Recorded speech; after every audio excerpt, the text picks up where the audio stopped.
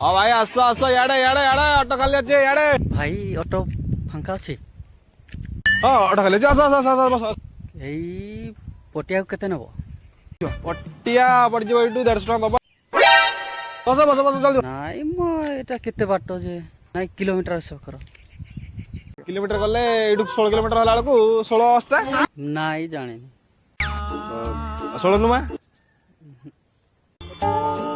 16 10 ଜାଣିଛ ହଁ 160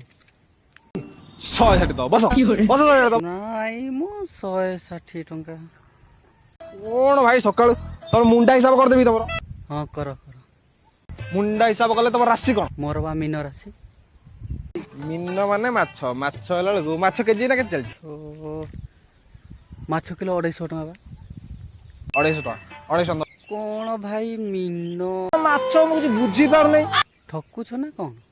କଣ ଭାଇ ନୂଆ ଆଇଛ ନା କଣ ମୁଁ ଜାଣିପାରୁନି କଥା କିଛି ହଁ ପରା ଆଜି ଆସିଲି ଗାଁରୁ ଗାଁରୁ ଆଇଛ ତୁ କହୁନୁ ସେ କଥା